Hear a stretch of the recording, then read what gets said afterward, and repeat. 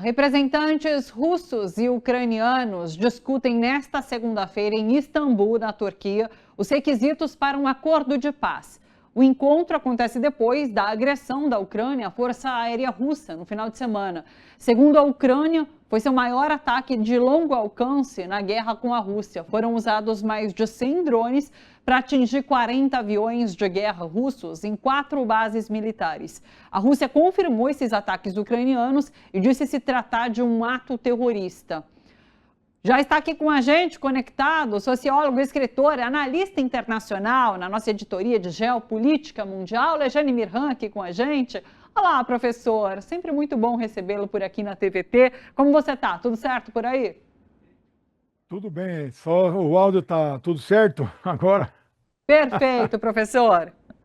Eu eu estava acostumado com outro programa e aí o Zoom eu estava fechado semana passada. Mas olha, Diga. eu tenho muito a falar sobre o que está acontecendo e começou hoje lá em Istambul a segunda rodada de, do que se espera que possa desembocar em um possível, olha, o que se espera em um possível, veja quantos senões eu estou colocando, porque não se sabe aonde pode acabar mesmo esse encontro, né? É uma reunião com um nível bastante elevado, as duas equipes são compostas por diplomatas, assessores presidenciais de altíssimo nível, mas quero dizer, Thalita, você já anunciou aí, que quem quer fazer a paz não faz o ataque que a Ucrânia fez este final de semana. Veja, a guerra, que já ultrapassa 3 anos, ela se dá entre os dois exércitos em uma região chamada a região do Donbas, ou, como você pode chamar, Nova Rossia. É uma região tipo uma meia-lua, que hoje está quase totalmente incorporada ao território da Rússia. São 4 províncias que eram ucranianas, hoje fazem parte do território russo. Então, essa região do Donbas, ali se trava a guerra. A guerra não se trava dentro da Rússia. O que a Ucrânia fez esse final de semana? Desferiu 2 grandes ataques, na verdade, o maior ataque de drone feito pela Ucrânia contra a Rússia foi feito ontem, domingo. Cerca de 400 drones foram disparados em várias regiões do território da Rússia, passando por cima da fronteira. E onde caem esses drones? Caem em aldeias, caem em cidades, em províncias. E não são zonas de guerra. Isto é terrorismo puro, porque não é zona de confronto, não é choque de 2 exércitos. São esses drones, chamados drones kamikaze, eles levam pequenas bombas de 1 a 5 quilos, mas isso aí cai numa escola, pode matar dezenas, eu não tenho o número. É claro que o sistema antimísseis russos abateu 90% dos drones, mas uns 40 devem ter caído, atingido escolas, hospitais. Isto é inaceitável, mas teve uma coisa muito talvez pior do que isso. Eles atacaram, aí eu ainda não tenho se foi também com drones ou com mísseis de longo alcance fornecidos pelo Ocidente, pela Inglaterra, pela França, pela Alemanha e pelos Estados Unidos, que já autorizaram a Ucrânia a fazer ataques de longo alcance. Mas por que eles usam esses mísseis de longo alcance? Para atacar o que na Rússia? Não são alvos necessariamente militares, porque, como eu disse, a zona de confronto não é no interior da Rússia, é lá no Donbas, não é? Bom, nesse caso específico, eles atingiram na Sibéria um aeródromo militar russo. E as informações são controversas. eu acabei de ver na Reuters a informação de que entre aeronaves militares, caças, caríssimos, são caças de última geração, entre caças danificados e destruído, então a matéria na Reuters não diz o que, né?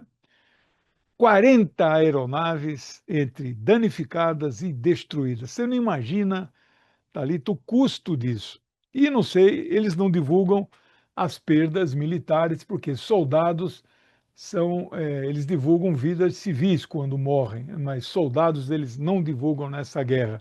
Sabemos que a Ucrânia já perdeu mais de 1 milhão entre mortos e feridos. Então, na véspera de uma negociação de paz, a Ucrânia solta 400 drones, passam 40 e destrói, né, não se sabe lá, entre 20 e 40 aviões de altíssimo custo, né? Então, esse é o cartão de visita. Olha, chegamos aqui para a negociação de paz. Mas ontem nós fizemos toda essa parafernália contra a Rússia. Qual a sua expectativa, professor? Dá para chutar nesse sentido? Fazer esse exercício de futurologia? Não, dá para fazer, mas não dá para postar nenhum. Antigamente a gente falava nenhum vintém furado, né? Não dá para postar em nenhuma proposta de paz, não dá. Agora, qual é a minha expectativa e qual é a novidade desse? A Rússia, eu estou usando óculos, mas é por um pouco tempo. Eu vou fazer uma cirurgia de catarata, então vocês vão voltar a me ver sem óculos, viu? Achei que Mas estava tão olha, elegante, professor. então, minha esposa falou, puxa, mas você ficou tão legal de óculos, mas vai 20 Tá anos bom. que eu fiz a cirurgia de miopia, vou voltar. Mas olha, Diga. a novidade mesmo, eu achei que meu programa de manhã lá no 247, a Istambul é 5 horas, 6 horas na frente, né? A reunião está rolando desde 10 horas da manhã de lá, né? Agora já, que horas são lá agora? Você imagina, né? Já é noite lá. É Agora verdade. que são 12 horas, já são 19 horas lá. Acho que a reunião, não sei se parou, né?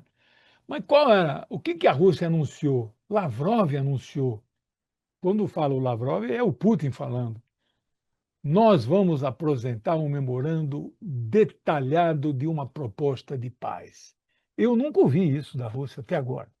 Eu sei que a Rússia para a guerra desde que reconhecimento da soberania russa sobre as 4 províncias e sobre a Crimeia. Isso aí, toda vez a gente fala isso e não tem como parar a guerra se isso não acontecer. Segundo, reconhecimento do limite de fronteira aonde, hora que o cessar-fogo parar, é ali que vai ficar, né? Então, para de dar tiro. Se a Rússia conquistou mais esse território, ali vai ficar, né? Terceiro, desmilitarização total da Ucrânia. Desculpe, esse é o segundo ponto. Desmilitarização. O que é isso?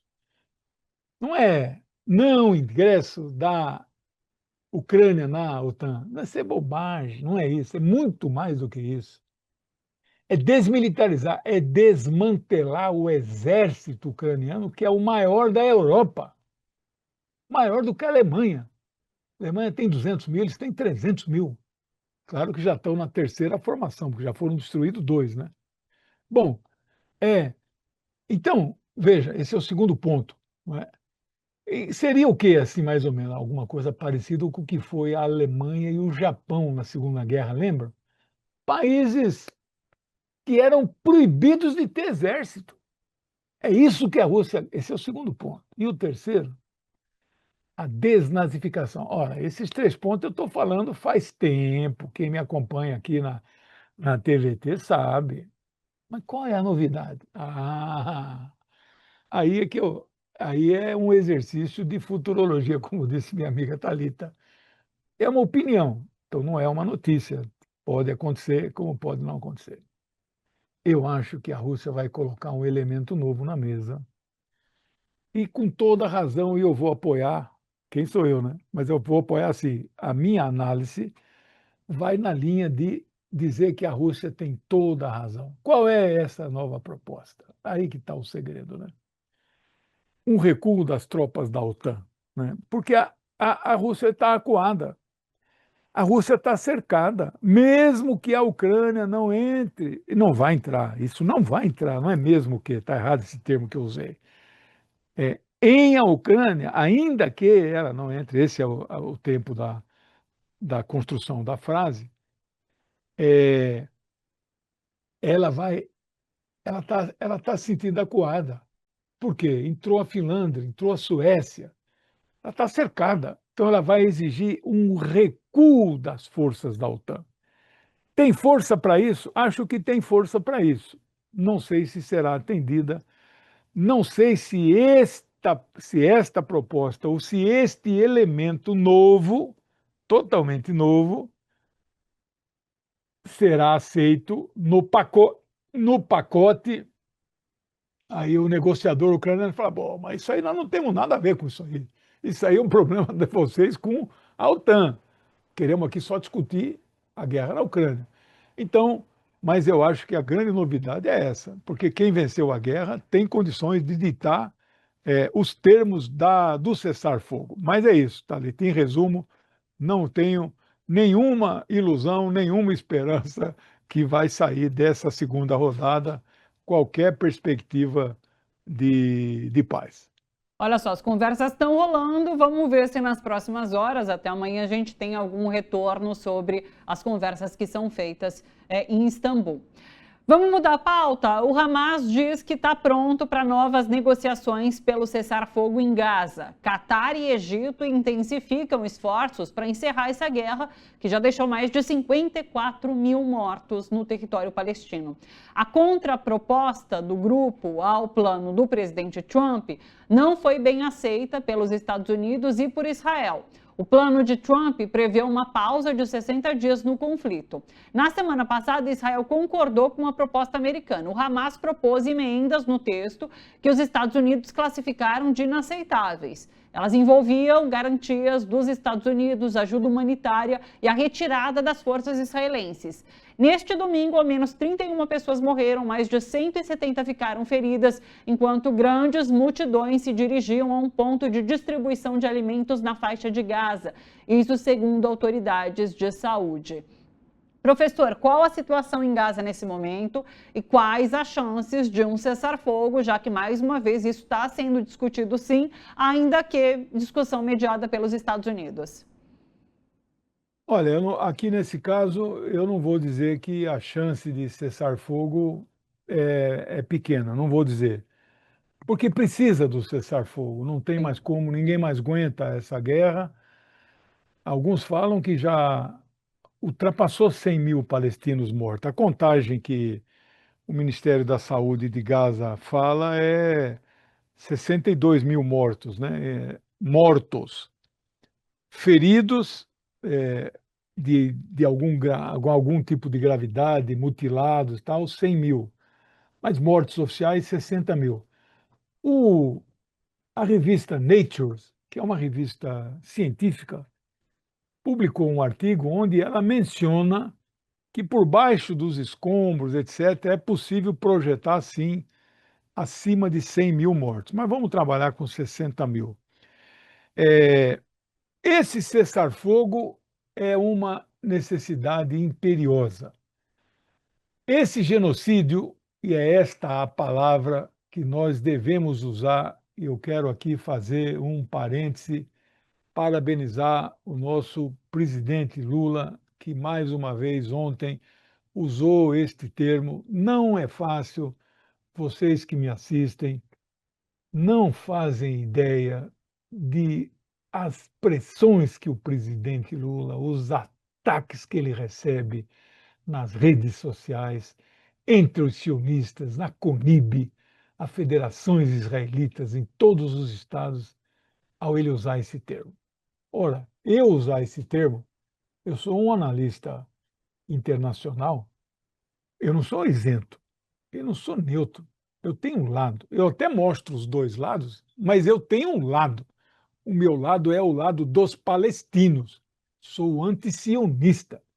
jamais antissemita, preste atenção. Agora, eu tenho um lado. Agora, o presidente Lula tem lado também. Isso é muito positivo e vocês não têm ideia do significado para o Brasil e para o movimento de solidariedade ao palestino. Um presidente do tamanho do Brasil e do tamanho do presidente Lula, ele não é um presidente qualquer. Usar essa palavra, gente, vocês não dimensionaram. Então, quero aqui deixar o meu grande contentamento, a minha alegria em ver ele usar. Bom, muito bem. Então, só isso por si só já é uma grande coisa. Agora, nós vamos romper relações diplomáticas com Israel? Não vamos romper relações diplomáticas com Israel, né? Como diz a linguagem popular, pode tirar o cavalo da chuva, não sei por que a origem desse provérbio popular, né? Esquece. Hoje deve ser o dia 605 do genocídio. Eu não estou com a numeração aqui de cabeça. O jornal israelense, eles costumam, acertei aqui, ó, dia 605. Esse dia 605, nós aqui, o, o, quantos países você imagina que romperam relações diplomáticas com Israel? Eu vou dizer para vocês aqui. Você acha que quantos dá para... Cinco Não, países só? 5 países?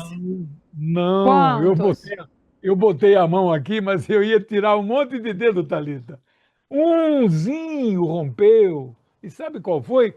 A pequenina Colômbia, Colômbia. do Gustavo Petro, que vou dizer, perguntar para o Gustavo Petro, perguntar para o Lula, Lula, você é de esquerda? Ele vai dizer, eu não sou de esquerda.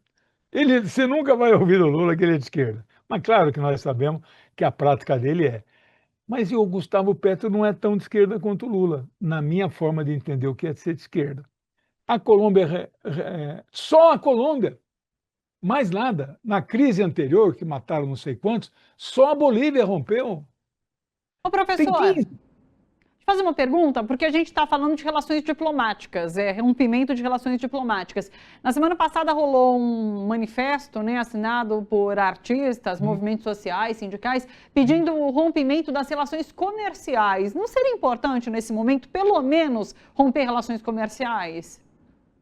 Seria, mas não vai acontecer também, Thalita. Eu acho que, infelizmente, as forças que apoiam Israel não permitem isso. Por exemplo, a Turquia é o país cujo discurso do presidente Erdogan consegue ser mais duro que o presidente Lula. Nossa, se o Lula usa genocídio, o Erdogan, ele não para de vender petróleo para Israel, Thalita. É. Então, a Turquia, que é um país muçulmano, que é solidário total com os palestinos, não para de vender petróleo. Você imagina o Brasil vai parar de comprar? Nós temos uma empresa, a Elbit, lá em Porto Alegre, que fabrica componentes aviônicos. Sabe o que são aviônicos? São aqueles instrumentos pelos quais um avião, a Embraer, não voa. Pode fabricar o avião inteiro, mas sem aqueles instrumentos o avião não sai do chão. É israelense, é o BIT. O Brasil vai romper relações e não vai comprar mais os equipamentos aviônicos que só Israel fabrica. Israel não vai, a Embraer não vai poder mais vender os nossos aviões. Então é uma situação é, é uma situação muito contraditória. Então, nem há o rompimento de relações, faz o lanche aí, nem o rompimento de relações comerciais não é possível nesse momento, né? Então, é uma situação difícil. Eu quero finalizar, eu sei que o tempo ruge. Eu quero dizer assim, eu estou achando que não tem como cessar fogo, mas onde que o Hamas está? Qual é a contradição que o Hamas? O Hamas quer um cessar-fogo permanente. Esta proposta que está na mesa de 60 dias é a autorização que os Estados Unidos dão para daqui a 60 dias a guerra voltar. Eu nunca vi uma coisa dessa. Você assina um acordo provisório de paz e autoriza uma das partes a voltar a atacar a parte mais fraca. Como é que a parte mais... mais fraca vai assinar um acordo agora. A maior força dos palestinos são esses reféns que ainda estão vivos, né? Eles vão trocar 10 reféns vivos e 18 corpos. Mas tem mais uns 50 ainda sob controle, eu não sei quantos vivos e quantos mortos. Mas nesse momento a força dos palestinos são dos reféns, que a gente deveria usar o termo correto, que é prisioneiros de guerra, mas a mídia chama de reféns, não é? Então, a grande força hoje é exatamente para o cessar-fogo, é a troca dos reféns. Mas eles então fazem um cessar-fogo provisório e daqui a 60 dias volta a atacar a parte mais fraca, a parte que já foi destruída, a parte que está passando fome, a parte que agora, não sei se você viu a notícia, Thalita, deve ter visto, você como jornalista, o único centro de diálise dos hospitais, Gaza tem 34 hospitais, tudo ou destruído ou funcionando precariamente. Só um centro, sabe o que é centro de diálise? Aqueles caras que fazem diálise, eles não têm mais rim. Se ele não faz a diálise, ele morre, o sangue dele começa a ficar envenenado. É morte em alguns dias. O único centro de diálise em Gaza que ainda estava funcionando, Israel destruiu ontem. Onde é que está a humanidade de um país, entre aspas, né, chamado Israel, que diz que são o povo escolhido por Deus? Onde está a humanidade desse povo? Ele mirou lá um míssil, naquele centro de diálise, que funcionava precariamente. Como que mata uma médica palestina, 10 filhos, 9 eles mataram, né? Então não dá, eu não vejo ali nenhuma solução, mas eu acho que é difícil não ter, mesmo com essa precariedade, eu consigo entender o Hamas, a resistência deles em aceitar esse acordo de paz, que é provisório, para que daqui a 60 dias eles voltam a ter míssil nas suas cabeças. Um respiro, né? Um alívio ainda que momentâneo. Professor, muito obrigada. Professor Legene estará sempre com a gente às segundas e às quartas aqui, analisando geopolítica mundial, viu? Um beijo, professor, até quarta. Obrigado, um beijo, até quarta. Tchau, pessoal.